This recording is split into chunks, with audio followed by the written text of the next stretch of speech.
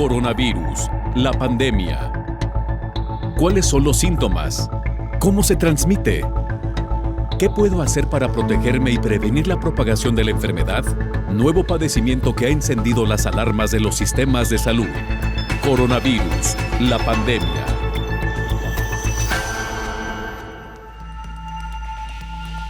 ¿Qué tal? ¿Cómo le va? Bienvenido a un programa más de Coronavirus, la pandemia. Le recordamos que esta es una producción de la Universidad de Guadalajara que se transmite a través de Canal 44, la señal de todos, y que llega a México y al resto de América Latina, gracias a la señal también de las televisoras públicas que se suman a este canal. Queremos invitarle para que se ponga en contacto con nosotros a través de nuestras cuentas institucionales en Twitter y Facebook, @Canal 44 TV, y a través de WhatsApp en el 33 22 42 0690. Por supuesto, también queremos darles la más cordial bienvenida y saludar a nuestra audiencia en Radio Universidad de Guadalajara. Hoy hablaremos sobre las pruebas y el subregistro de casos por COVID-19, qué es lo que ha dicho la Organización Mundial de la Salud respecto a la aplicación de pruebas para detectar COVID-19, qué es lo que han decidido también cada uno de los países en esta materia con base en sus herramientas, pero también con base en los diferentes criterios. Hoy estaremos hablando de ello. Estaremos también informándoles sobre los nuevos brotes de casos de coronavirus en las naciones que aparentemente ya estaban saliendo de la pandemia. Varios países alrededor del mundo presentaron también sus planes para el fin progresivo del confinamiento. España es uno de ellos. Ayer ya se lo informamos, cómo los niños poco a poco también están regresando a las calles, los niños y los adultos mayores. Tendremos reportes desde Ginebra, Panamá, Rusia y Honduras con nuestros compañeros reporteros que nos actualizarán la información de los países donde viven. Mientras tanto, le informamos que el sistema de salud está rebasado para realizar pruebas de diagnóstico, lo que ha ocasionado un subregistro en el número de personas afectadas por la pandemia de COVID-19. El mundo llega a más de 3 millones de personas confirmadas por la pandemia COVID-19. Sin embargo, la cifra podría ser mayor a lo reportado por cada país. El panorama se vuelve inquietante. A 4 meses de la transmisión masiva del virus, al parecer no se han realizado las acciones suficientes para identificar a tiempo a las personas con y sin síntomas por el nuevo coronavirus. Ante esta situación, desde hace varias semanas, la Organización Mundial de la Salud urgió a las naciones realizar pruebas de diagnóstico COVID-19, pruebas y más pruebas, informar y transparentar la estadística de contagios y muertes. A pesar de ello, el sistema sanitario ha hecho caso omiso. Aunque el mapa de la Universidad de Johns Hopkins muestra el acelerado avance de la pandemia en el mundo, es solo una muestra de lo que acontece. Para el diagnóstico de COVID-19 está la detección en tiempo real PCR de muestras respiratorias y antígeno viral rápida de detección cualitativa y de anticuerpos virales específicos, que es a través de sangre, las llamadas pruebas serológica rápida. Mientras que países epicentro de la pandemia han establecido una estrategia para realizar pruebas masivas y así comenzar la activación socioeconómica, en América Latina hay una resistencia e incluso están en el ojo del huracán. En el aumento de casos positivos por COVID-19 hay un subregistro global de datos al no realizar pruebas y quedar el padecimiento como una infección respiratoria aguda, neumonía atípica, dato clínico probable y asintomáticos. Esto solo es la punta del iceberg. Así como el sistema de salud internacional se ha visto rebasado para atender a pacientes, el avance del virus supera tanto las capacidades de diagnóstico como las estadísticas, al no contar a todas y todos y quedar en la clasificación de personas probables, asintomático y sospechoso, cuando puede haber casos positivos por COVID-19, pero sin estudio, o bien esto se replica en quienes fallecieron. En las últimas semanas, varios países están en la mira por no incluir en el conteo diario a quienes no acudieron a un hospital público.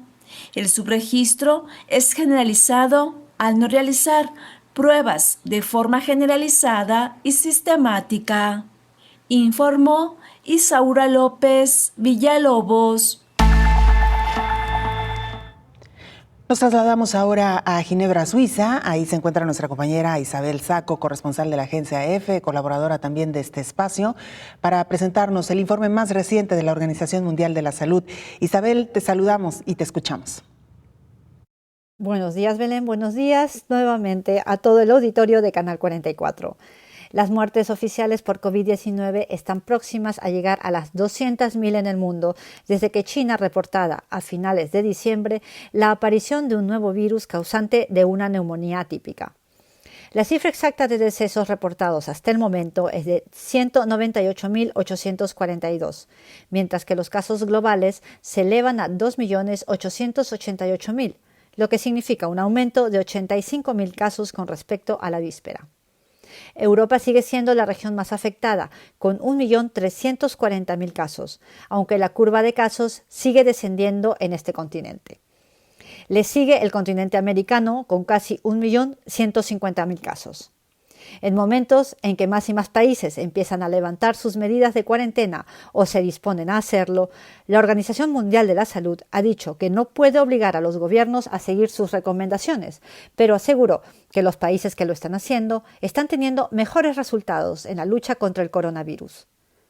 Frente a los ataques con fondo político que sufre la OMS, y a la cabeza de los cuales ha estado el presidente de Estados Unidos, Donald Trump, la organización ha recordado que ya en enero comenzó a emitir diversas guías y recomendaciones y que declaró una emergencia sanitaria internacional cuando solo habían 82 casos fuera de China.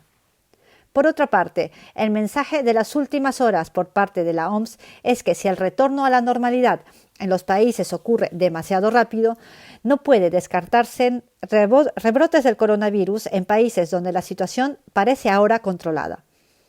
Por otro lado, la Organización Mundial de la Salud ha encendido la alarma sobre el retraso de las campañas de vacunación en varios países para enfermedades como la polio, las paperas, el cólera o el sarampión, debido a la pandemia de coronavirus. En muchos casos, esto se debe a que las campañas provocan la aglomeración de familias, lo que debe evitarse en estos tiempos. Pero otra razón ha sido el cierre de fronteras y las restricciones en el transporte mundial, lo que ha impedido que los países reciban sus lotes de vacunas. Asimismo, los responsables de la OMS temen que haya una reducción importante de gente que acude a vacunarse contra la gripe estacional, sobre todo ahora, cuando el invierno está próximo a llegar en regiones del hemisferio sur como Latinoamérica. Desde Ginebra informó Isabel Saco para el programa Coronavirus la Pandemia. Muchas gracias a nuestra compañera Isabel Saco, que nos reporta desde la sede de la Organización Mundial de la Salud. Y precisamente nos deja Isabel un tema interesante sobre la mesa para iniciar nuestra charla con el doctor Héctor Raúl Pérez Gómez, infectólogo. Doctor, como siempre, un gusto compartir esta mesa con usted. Buen día, muchas gracias. Buen día. Bueno, hablábamos ya de lo que ha dicho la Organización Mundial de la Salud respecto al comportamiento de la pandemia y la alerta que lanza también para aquellos países que están regresando poco a poco a la normalidad, o ya le llaman también la nueva normalidad, doctor, para que tengan cuidado porque puede haber rebrotes. En este sentido, doctor, ¿qué tan importante han sido la aplicación de las pruebas para detectar si una persona tiene o no COVID-19 y que no lo pudiera explicar como en los varios momentos de esta pandemia, doctor? La realización de las pruebas es muy importante para la toma de esa decisión crucial. Hay quienes hemos pensado que tomar la decisión de cuándo pedirle a la población el aislamiento social, la distancia interpersonal, etcétera, es más fácil que luego tomar la decisión de regresar a esa famosa nueva normalidad. Y es que no se pueden tomar decisiones equivocadas en la toma de ese momento, porque el riesgo de que ocurran rebrotes es muy alto. Se trata de una enfermedad, ya lo hemos platicado, de alta transmisión. Una sola persona puede transmitirlo a 3 en promedio, y en el seno del hogar incluso una persona enferma puede transmitirlo al 20% de los integrantes en el hogar. Entonces, se debe tomar esa decisión basada en muchos elementos. Primero, el elemento de cuántas personas posiblemente se infectaron en la población y cuántas personas en la población que fueron infectadas desarrollaron inmunidad. Es muy probable que esa inmunidad proteja de un nuevo episodio infeccioso de este nuevo coronavirus, al menos por algún tiempo. No sabemos cuán larga va a ser la protección inmunológica que deje esta enfermedad. Pero España, por ejemplo, va a empezar a realizar pruebas de anticuerpos de manera muy generalizada a su población en vista de que está próxima a tomar las decisiones de esta nueva normalidad, de que empiecen a salir a la calle por segmentos, por supuesto, y por regiones posiblemente. Entonces, cuando hablamos de las personas que tuvieron la enfermedad, ya sea sintomática o asintomática, pero que desarrollan anticuerpos, sobre todo IgG, que aparecen aproximadamente a los 15 días de la infección, es posible que estas personas, y lo comentábamos ayer, y lo dice la OMS en una publicación muy reciente, se puede consultar en su página, es posible que adquieran lo que se conoce como un pasaporte de inmunidad. Es probable.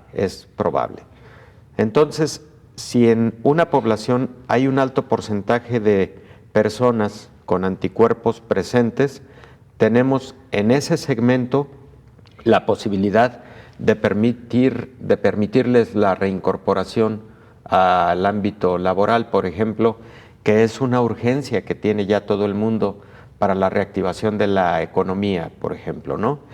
Entonces, ese es un factor, pero otro factor es en qué momento tenemos la certidumbre de que la población tiene bien identificados aquellos momentos de riesgo, escenarios de riesgo de transmisión y que tenga perfectamente identificada a la subpoblación de mayor susceptibilidad.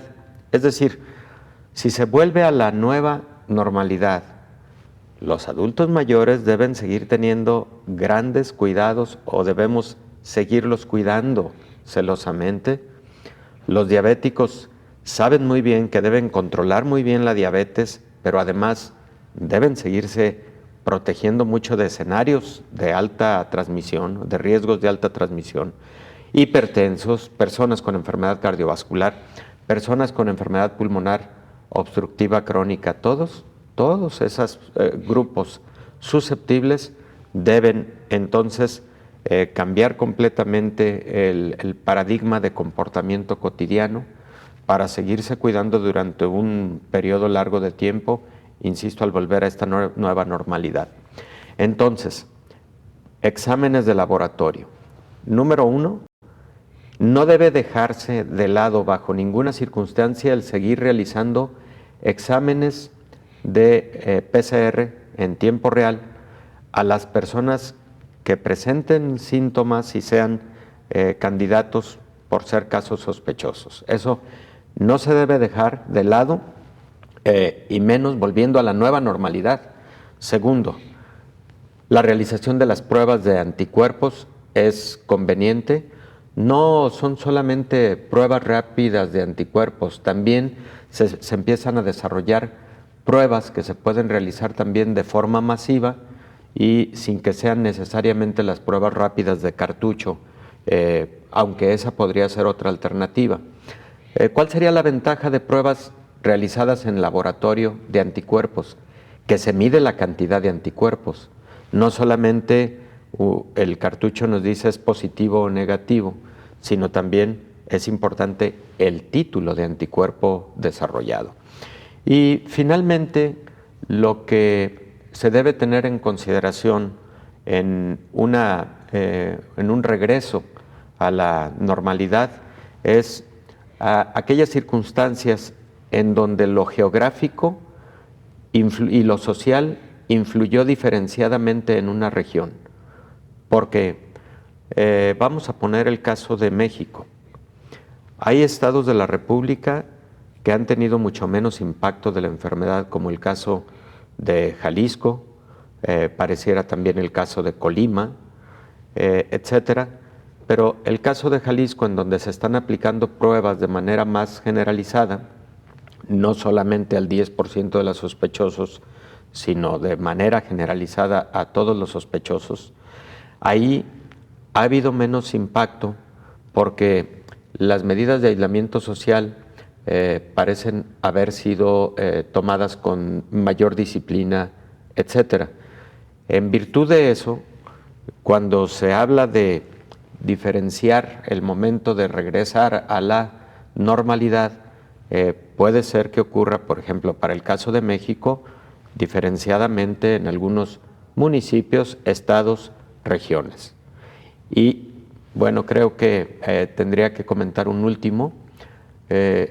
Habría que armar estrategias que permitan, sin ninguna violación a los derechos humanos, pero que permitan que aquellas zonas geográficas que quedan libres de la enfermedad o con menos impacto de la enfermedad tengan el menor contacto posible de forma bidireccional con otras zonas o regiones, personas que vienen de otros lugares en donde todavía pueda existir alta transmisión. Ese es un dato importante, doctor, y que veremos qué decisión toman las autoridades en el caso de los diferentes países donde efectivamente pues se ha registrado de manera diferenciada, digamos, el número de contagios entre las diferentes comunidades. Con esto, por supuesto, y más, regresamos, doctor. Vamos a hacer una pausa y volvemos.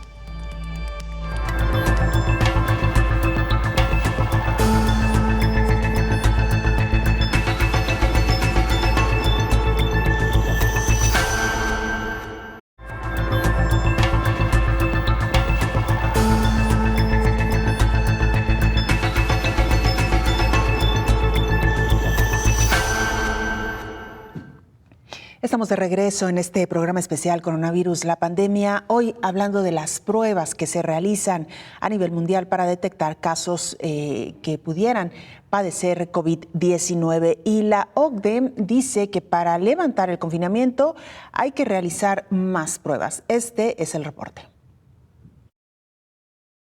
México, Japón, Grecia, Hungría, Polonia, Chile, Francia, Suecia, Reino Unido y Turquía son los 10 países que menos pruebas hacen para detectar COVID-19, de acuerdo con la Organización para la Cooperación y el Desarrollo Económicos. El promedio entre las 36 naciones que forman parte de la OCDE es de 22.9 pruebas por cada 1,000 habitantes. Sin embargo, México es el último lugar con apenas el 0.4 por cada millar de habitantes. Según el documento Pruebas para COVID-19, una forma de levantar las restricciones de confinamiento. El país que más le apuesta a la detección de casos es Islandia, con 134.9 por cada 1,000 habitantes. Italia y España, que están entre los 10 países que más hacen análisis de COVID-19, con 29.7 y 28.6 por cada 1,000, respectivamente. Esta semana el número de contagios rebasó los 3 millones a nivel mundial, de acuerdo con la estadística de la Universidad Johns Hopkins. Debido a las características de este virus, que incluye una gran cantidad de casos asintomáticos y el alto número de reproducción, para que sea eficaz la supresión de la propagación, el rastreo de personas infectadas y sus contactos debe usarse ampliamente, señala la OCDE. A pesar de que un número relativamente bajo fue infectado y que todavía estamos lejos de la inmunidad colectiva, la implementación de pruebas a gran escala puede reducir la propagación del virus, añade el documento. Informó Elizabeth Ortiz. Esto es lo que dice la OCDE. ¿Qué dice la Organización Mundial de la Salud? Bueno, llama a hacer pruebas y más pruebas para saber cuán grande es la pandemia que hoy enfrenta el mundo. La Organización Mundial de la Salud volvió a hacer un llamado a las naciones para que se hagan pruebas para detectar la COVID-19 en sus ciudadanos. Recordó su director general Tedros Adhanom que no se puede combatir un incendio con los ojos vendados. No se puede parar esta pandemia si no se sabe quién está infectado. And we cannot stop this pandemic if we don't know who is infected. We have a simple message for all countries: test, test, test. So we advise countries to stick to testing, and from there, of course, all the steps that they need to do. Señaló también que lo peor está por venir, que el hecho de que algunos países poco a poco van levantando algunas restricciones no significa que esté acabando la pandemia. El director general de la OMS se dijo preocupado ante la desproporción de la escalada en el número de casos confirmados y muertes registrados por la COVID-19 y el número de pruebas realizadas para detectar a los infectados a nivel mundial. La prueba molecular, conocida como PCR, de muestras del tracto respiratorio, es el método recomendado por la OMS para la identificación y confirmación de laboratorio de los casos de COVID-19. Los antígenos detectados se expresan solo cuando el virus se replica activamente y su buen funcionamiento depende de varios factores, como cuánto tiempo lleva una persona enferma, la concentración de virus en la muestra, la calidad de la muestra recolectada de una persona y cómo se procesa, informó Rocío López Fonseca. Nos trasladamos ahora hasta Panamá. Ahí se encuentra nuestro compañero Betzeraí Richards. Él es reportero del Canal 11 de Panamá y colaborador de este espacio. Betzeraí, te saludamos. Cuéntanos, ¿cuál es la información más reciente en Panamá? Saludos desde Panamá para el programa Coronavirus, la pandemia del Canal 44. ¿Cómo estás, Belén? Te saluda Betzeraí Richards de CERTV Panamá. Este informe actualizado, o en el último informe actualizado por parte de las autoridades, se dio a conocer que un total de 5.779 personas habían sido afectadas por coronavirus en Panamá, una cifra inferior a lo que se había pronosticado para la fecha. Sin embargo, hay que mencionar que las medidas de aislamiento social se han mantenido, entre ellas los fines de semana, cuarentena absoluta. Nadie sale absolutamente a ningún lado, solo aquellas profesiones que sí lo requieren, entre ellos personal médico y miembros de la fuerza pública. Para aquellas personas que se han quedado sin trabajo y que necesitan oxígeno económico, el gobierno se ha comprometido a no cortar ni la luz, ni el internet, ni los servicios básicos como el agua. Además, se le ha hecho un llamado a los bancos panameños para que no cobren las deudas para aquellas personas que han quedado sin trabajo durante los próximos 3 meses. Y en el caso de la alimentación, se ha mantenido el Plan Panamá Solidario, que incluye bolsas de comidas para personas que lo necesiten y también incluye bonos para comprar alimentos y medicamentos. Se ha mantenido el llamado a la población para salir a las horas establecidas y los días establecidos. Se ha hecho una división de hombres un día y mujeres otro día, y también los adultos mayores, según el orden establecido, también por su número de cédula, pueden salir a eso de las 10 de la mañana, también divididos por sexo. Este es el informe actualizado para el programa Coronavirus, la pandemia. Saludos, Belén. Gracias a nuestro compañero Betzeraí Richards, que nos reporta desde Panamá. Regresamos a la charla en el estudio con el doctor Héctor Raúl Pérez Gómez, infectólogo. Doctor, esto que mencionaba nuestro compañero en Panamá, me parece que nos da un buen pie para hablar del subregistro de casos y lo explicamos. Decía nuestro compañero que van por debajo de la expectativa que se tenía para esta fecha en cuanto a número de casos. Es la misma situación de México, que las autoridades han explicado, de acuerdo al pronóstico inicial, para esta fecha en cuanto a los números de casos que deberíamos ya de tener, actualmente vamos hasta un 40% abajo de esa cifra. Es decir, que aparentemente estamos reportando en América Latina menos casos de los esperados para estas fechas. Sin embargo, doctor, aquí entra un dato interesante.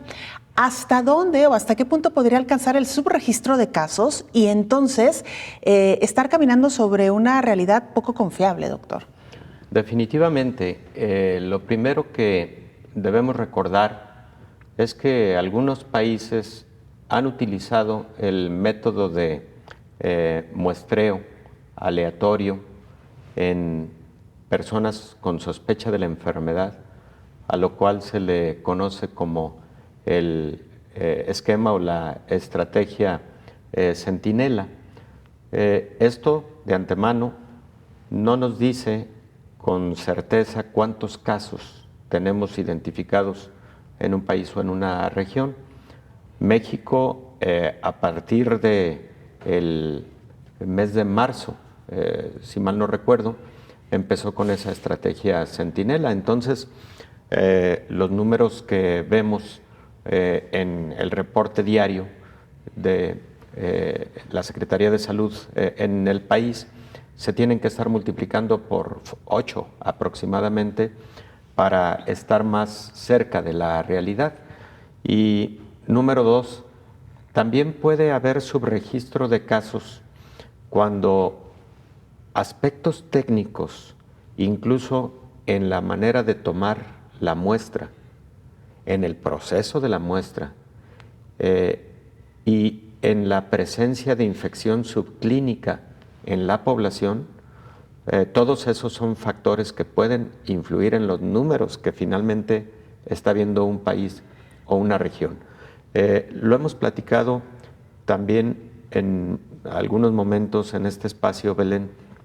La prueba de PCR, por ejemplo, tomada de la nasofaringe, de secreción nasofaringea a través de un hisopo, puede tener variaciones porque quien toma la muestra puede no estar tomándola adecuadamente. Hay una técnica perfectamente descrita, etcétera, y aún si la tomas correctamente, en el laboratorio, la posibilidad de que un paciente que tiene COVID, esa prueba de PCR resulte positiva solamente en el 70% aproximadamente de los casos.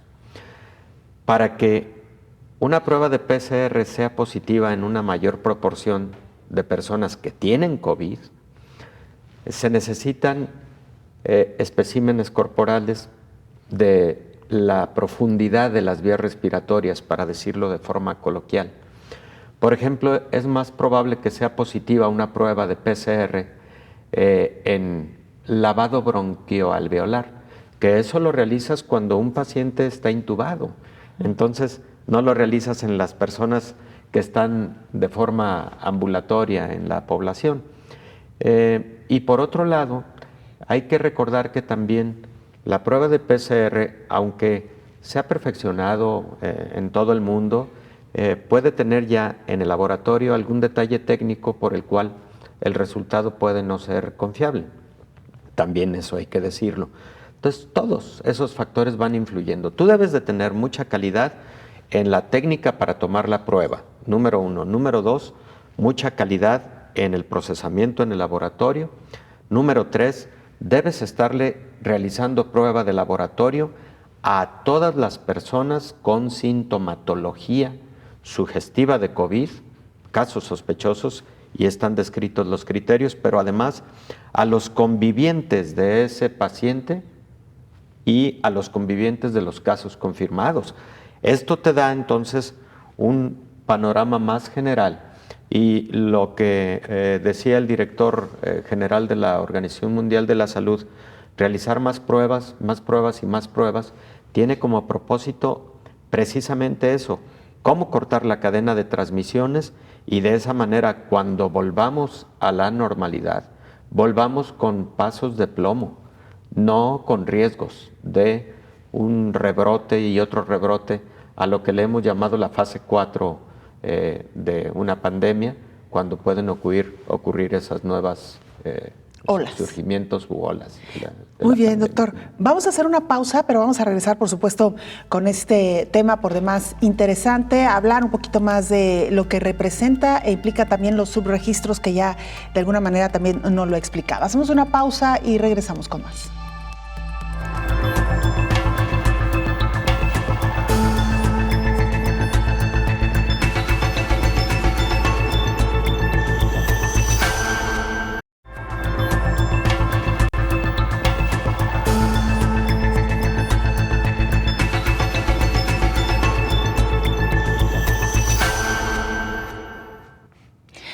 Hacemos una escala en Rusia. Ahí se encuentra nuestro compañero José Ignacio Ortega Basalo. Él es corresponsal de la agencia EFE y también colaborador de este espacio. José Ignacio, te saludamos y te escuchamos. ¿Cuál es el reporte más reciente que tienen allá en Rusia respecto a esta pandemia? Buenas tardes, buenos días ahí en México. Bueno, pues la situación en Rusia se complica por momentos, quiero decir, hablando del número de contagios. Si ayer superaba Rusia ya a China, que fue el origen, ¿verdad?, de esta pandemia que ha golpeado el mundo desde diciembre, hoy ha superado a Irán y ya es el 8º país del mundo con más casos de COVID-19. No es así en el número de muertos, porque en número de muertos realmente Rusia a día de hoy, 28 de abril, en 867. Y mientras que en esos países, quiero decir, en China están cerca de los 5.000 y en Irán rondan los 6.000. Es decir, que en ese sentido, más o menos, la situación no es tan grave. Pero el presidente ruso ha pasado de hace unas semanas decir que todo está controlado a una situación absolutamente diferente. Es decir, estamos en medio de una cuarentena que se extiende ya por más de un mes y muy probablemente ahora, en cualquier minuto, el presidente ruso, Vladimir Putin, seguramente prolongará la cuarentena por otras 2 semanas hasta mediados de mayo. Eso significa que las fiestas de mayo, que son las más importantes en este país, pues las pasarán los 145 millones de rusos en sus casas. Porque los rusos, por una parte, no se están mostrando muy obedientes con respecto a la cuarentena. Están saliendo a la calle y en ocasiones comportándose como hace 6 meses, es decir, llevando una vida normal. Por otra parte, según las autoridades sanitarias, se han disparado las cifras de neumonía. Por tanto, las autoridades sanitarias están bastante preocupadas y no se garantiza que no se extienda la cuarentena hasta junio. Por tanto, diríamos que esta es a grandes rasgos la situación epidemiológica en Rusia. José Ignacio, tengo un par de preguntas, aprovechando que tenemos la posibilidad de hablar contigo. ¿Hasta dónde las autoridades han implementado medidas tan restrictivas como en otros países, donde se hace obligatorio, so pena de hacerse acreedor a alguna sanción, incluso hasta arresto, por salir a la vía pública? Y te quisiera preguntar también, ¿cuáles son las características de la población rusa? Lo digo porque, como tú sabes, cada país se ha venido comportando de manera distinta en cuanto a las personas el perfil de personas que lamentablemente mueren, dependiendo su población. En el caso de México, por ejemplo, pues el mayor riesgo lo tenemos en personas jóvenes con obesidad e hipertensión. Ya, con respecto a las medidas, son bastante estrictas. Quiero decir, ha seguido un poco la línea de China, un país con el que Rusia se lleva bien desde hace bastantes años y con el que tiene frontera que fue cerrada a finales de enero. Pues medidas, primero, más conservadoras, es decir, Putin impuso unas vacaciones obligatorias y después de esas vacaciones obligatorias, como no funcionaron, pues impuso una cuarentena. La cuarentena no ha sido respetada, diríamos, tan bien como en países, es verdad, con muchos más muertos, como diríamos España o Italia. Por las informaciones que nos llegan, lógicamente allí parece que se ha respetado más que aquí. Y eso ha hecho que hayan impuesto, por supuesto, multas, por ahora, que yo sepa, solo multas, y las autoridades de Moscú, que es el epicentro aquí de la epidemia en Rusia, han también puesto en marcha un programa de salvoconductos digitales, ¿verdad? Eso quiere decir que para salir de casa tienes que tener un salvoconducto e informar a través de un programa a dónde vas a ir, si vas a coger un coche, si vas a coger el transporte público, el metro, el autobús, el trolebús o un taxi. Es decir, esas son las medidas más estrictas. Con respecto a lo que me preguntas sobre los muertos, en general, aquí han muerto gente mayor, ¿verdad? Gente mayor. Este es un país con una población no tan mayor como, digamos, en Europa, donde la gente suele vivir casi hasta los 80 años de media, ¿verdad? O 75, aquí menos, pero de todas formas, claro, aquí han muerto bastante gente mayor y algunos adultos también, algunos adultos también. Pero diríamos que más o menos en ese sentido parecido a a la situación en otros países afectados por la pandemia. Muy bien, José Ignacio Ortega Basalo, corresponsal de la Agencia EFE en Rusia. Ha sido un gusto charlar contigo y ojalá tengamos oportunidad de hacerlo nuevamente. Se nos quedan muchas preguntas en el tintero. Por supuesto, será un placer y deseo salud para todos, tanto a este lado como al otro lado del océano. Igualmente para ti, allá en Rusia. José Ignacio Ortega Basalo, le decíamos ya, corresponsal de la Agencia EFE y colaborador de este espacio. Regresamos con el doctor Héctor Raúl Pérez Gómez, infectólogo. En esta charla que sostenemos aquí en el estudio, doctor, hablábamos entonces de la efectividad de la prueba PCR y en qué momentos suele ser una buena herramienta para el registro de casos. ¿Qué más se puede hacer y de qué otras herramientas se puede echar mano en materia de pruebas, doctor? Bueno, Belén, las otras pruebas que actualmente existen incluso ya en el mercado y algunas en desarrollo son las pruebas de anticuerpos. Las pruebas de anticuerpos son útiles y tanto lo son en el escenario clínico como también lo son, y a partir de este momento van a adquirir mucho más peso para la definición de qué personas posiblemente fueron infectadas durante esta pandemia, porque la presencia de anticuerpos IgG pueden permanecer por más tiempo a lo largo de meses e incluso años después de un cuadro infeccioso viral y en algunos otros casos bacterianos también. La presencia de estos anticuerpos durante la fase temprana de la infección, unos de ellos conocidos como inmunoglobulina M o IgM, aparecen aproximadamente entre el 5º y el 7º día de iniciados los síntomas. Entonces, en aquellos pacientes que tienen COVID y que la PCR, por los motivos que comentamos hace unos minutos, resulta negativa, pero como médico sigues considerando la alta probabilidad de que tenga COVID porque tuvo un antecedente de contacto o de viaje a algún lugar de alta transmisión y porque los síntomas, los hallazgos radiográficos, tomográficos, etcétera, son muy orientadores. Tú realizas, además de la PCR, una prueba de IgM y esas dos pruebas de manera conjunta entre el 5º y el 7º día de los síntomas pueden elevar la sensibilidad que hablábamos de 70% con la PCR, la pueden elevar a 90%. Y como médico, como clínico, eso te genera una herramienta diagnóstica de mucho valor. Luego, decíamos que adicional al escenario clínico, ahora en el escenario epidemiológico, cuando tú identificas a poblaciones que tienen anticuerpos IgG contra el virus, lo que tú asumes es, ya tuvieron infección y además desarrollaron inmunidad. Bueno, pues estas personas seguramente con mucho menos riesgo ya pueden incorporarse a espacios laborales, ayudar a reactivar la economía y otro aspecto muy importante. Por ejemplo, en el personal de la salud, el grupo que desarrolla anticuerpos IgG, que se infectó sintomática o asintomáticamente y que ahora tiene anticuerpos IgG, es personal de la salud considerado como más protegido ya.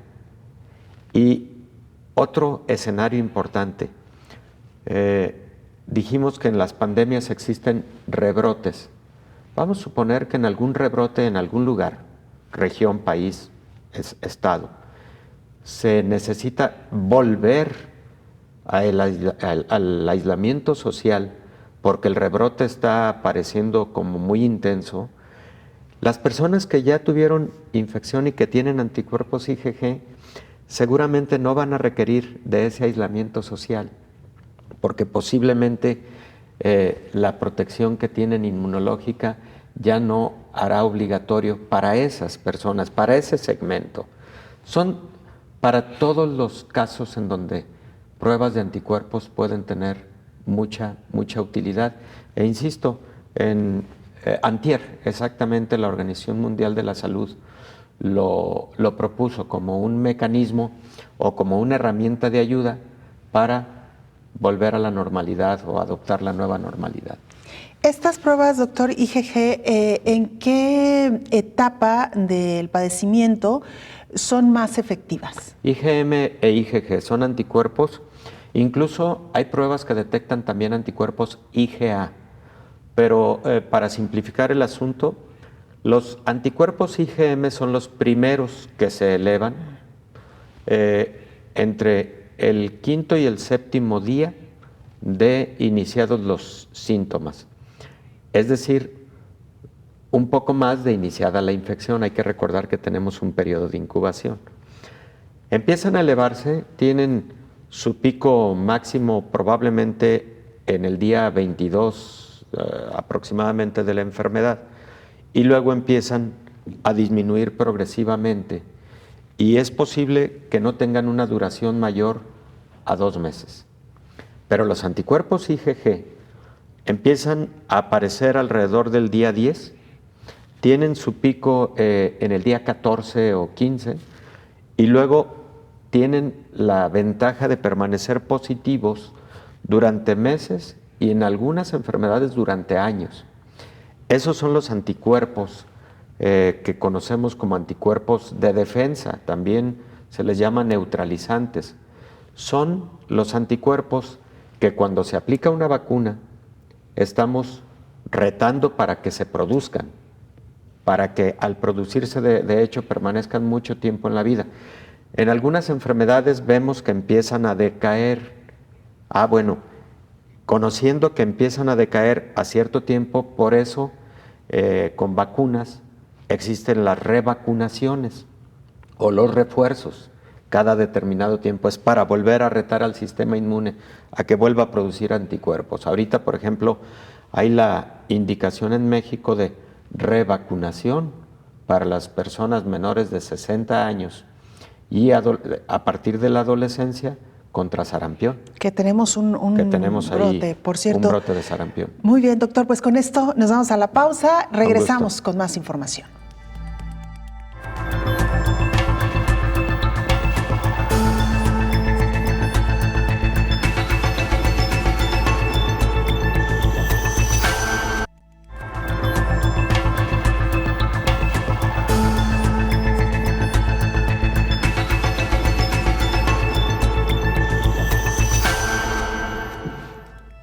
Estamos de regreso en este programa especial Coronavirus de la Pandemia, y existen nuevos brotes de casos de coronavirus en las naciones que reportaron la pandemia.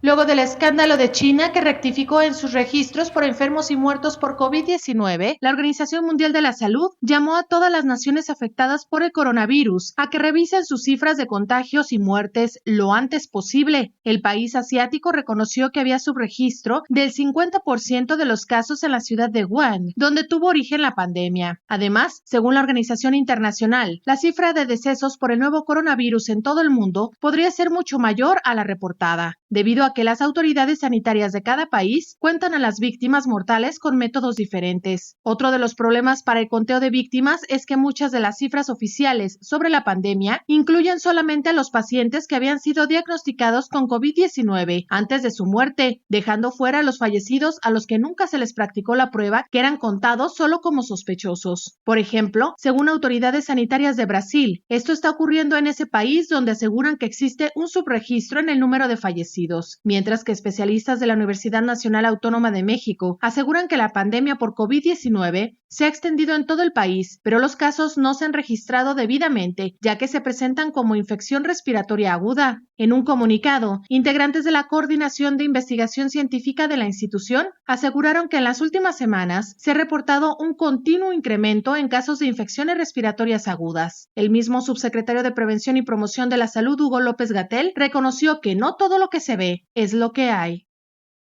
La ciencia de la epidemiología, desde hace varias décadas, está convencida de que no todo se puede observar, por lo que expliqué al inicio. Entonces, en realidad es un error metodológico suponer que solo lo que se ve existe y al revés, que lo que no se ve no existe. Y sin embargo, en muchos países se sigue utilizando la idea de voy a hacer pruebas a todos, voy a detectar todos los casos, y lleva a un error de interpretación, que es pensar que lo que se ve es lo único que hay. En la mayoría de los países donde hemos visto distintos números de casos, que se cuentan por decenas de miles, en algunos pocos por centenas de miles, no es todo. No es todo. Hay mucho más. ¿Cuánto más? Es difícil de saberlo porque no se utiliza un método de estimación, como el que he comentado de las encuestas, en donde se sepa por cada caso que vi en una clínica, en un hospital, cuántos no vi y por qué no los vi, por muchísimas razones.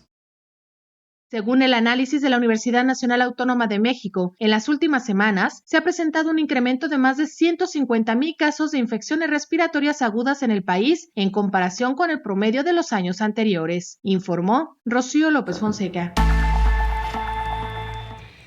Bueno, pues ahí tiene usted la postura que ha asumido el Gobierno de México respecto precisamente a esta situación, la aplicación de pruebas. Vamos ahora hasta Honduras. Ahí se encuentra nuestra compañera Naomi Mesa, periodista de la televisora STV Telebásica, a quien saludamos y escuchamos. Naomi, escuchamos tu información. Adelante. Un saludo para ti, Belén, y para toda la audiencia de Canal 44. Queremos comentarles que actualmente en Honduras, a pesar de tener alrededor de 660 casos confirmados, también nos alegra poder decir que 69 compatriotas se han podido recuperar. Sin embargo, lamentamos la pérdida de 61 personas debido al COVID-19. De los confirmados, 158 están hospitalizados y de estos 12 en estado grave y 8 en cuidados intensivos. Las medidas preventivas sobre la higiene siguen siendo recordadas a diario, así como el toque de queda absoluto por ahora hasta el 3 de mayo. Siguiendo las respectivas órdenes de salida por terminación de número de identidad para que los hondureños puedan abastecer sus necesidades. Como otra de las medidas tomadas por el gobierno, se han adecuado clínicas provisionales, en el caso de Tegucigalpa, el Palacio de los Deportes de la Universidad Nacional Autónoma de Honduras, donde se podrán atender al menos 200 contagiados en la etapa media del virus. También se cuenta con otros centros de aislamiento para quienes comienzan a presentar síntomas del COVID-19. En la capital del país se encuentra uno en la Villa Olímpica. De igual manera, se están adecuando en todos los departamentos del país. En el caso de San Pedro Sula, se acondiciona la sede de Expocentro como un lugar de aislamiento para pacientes con coronavirus. Podemos ver que este virus ha sacado lo mejor de los hondureños y del mundo entero, la solidaridad. Es por eso que el Gobierno de la República se hace presente con el programa Honduras Solidaria, que consiste en entregar alimentos de la canasta básica a los lugares más necesitados de nuestro país, así como a los lugares considerados de riesgo epidémico. Ya se han abastecido a más de 94,000 familias. También debemos mencionar el apoyo médico por parte de Cuba, que llegaron a nuestro país alrededor de 20 especialistas con una brigada para apoyar a nuestros médicos a combatir esta enfermedad. No podemos dejar de lado la donación por parte del Banco Centroamericano de Integración Económica de 26,000 pruebas para diagnosticar el virus, que se han repartido entre los laboratorios autorizados, incluidos laboratorios privados del país. De igual manera, el Gobierno de la República, en conjunto con la Secretaría de Educación, a través de la Subsecretaría de Asuntos Técnicos Pedagógicos, ha diseñado la estrategia Te Queremos Estudiando en Casa, en donde nosotros, Telebásica, como el canal educativo de Honduras, brindamos nuestros espacios para que los niños en todos los niveles educativos de todo el país puedan seguir recibiendo sus clases de manera virtual con la ayuda de sus padres o tutores, por medio de nuestros canales de televisión que hemos segmentado en dos: STV Telebásica 1, donde se transmiten las clases para séptimo hasta 12º curso y prebásica, y STV Telebásica 2, que se transmiten las clásicas de primero hasta sexto grado. De igual manera, los alumnos con acceso a Internet pueden encontrar todas sus clases en nuestras plataformas digitales de redes sociales, y de esta manera evitamos que los alumnos se atrasen en su educación por no poder asistir normalmente a sus clases en sus centros educativos. Es así como nuestro país avanza mediante esta crisis mundial. Para STV Telebásica informó Naomi Mesa. Muchas gracias a nuestra compañera Naomi Mesa. Doctor Héctor Raúl Pérez Gómez, infectólogo. Mucho que hablar todavía del tema. Lamentablemente el tiempo se nos agotó. Una pequeña reflexión y el compromiso de retomar este tema, porque hay mucha inquietud y también mucha controversia respecto a si se deben aplicar o no estas pruebas de manera masiva, doctor. Bueno, definitivamente estoy convencido, como lo está la mayor parte de personas que han estudiado el comportamiento de esta pandemia, de la realización de pruebas a mayor escala para personas, primero, con manifestaciones clínicas sugestivas de la enfermedad, personas con sospecha de la enfermedad. Segundo, para personas que han tenido contacto con personas con la enfermedad confirmada.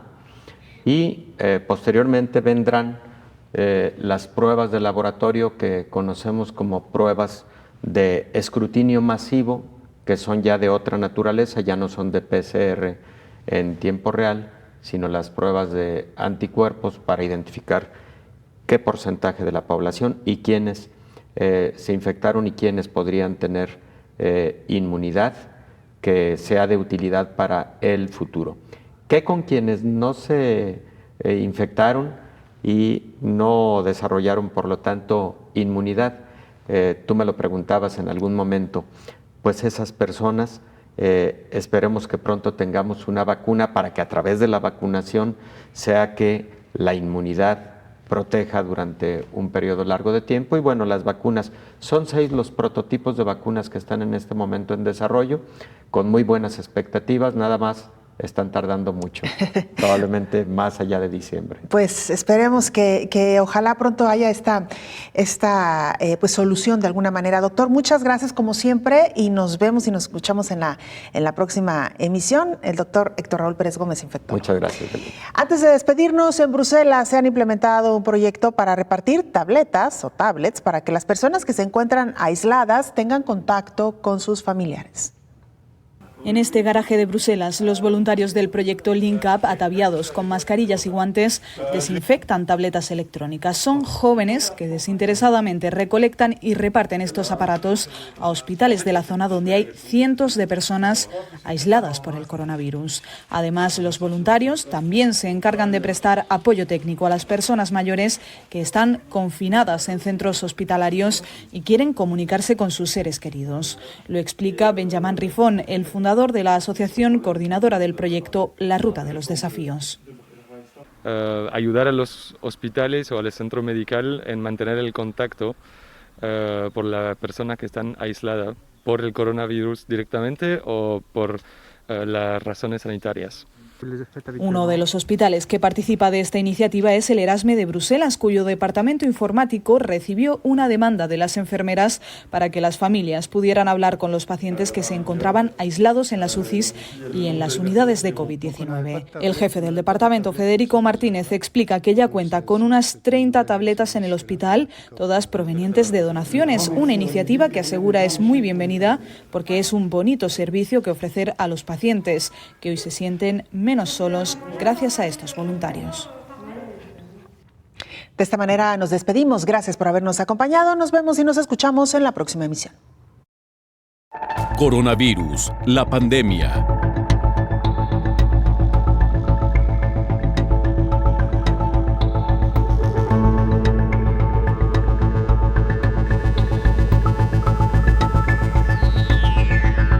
Coronavirus, la pandemia.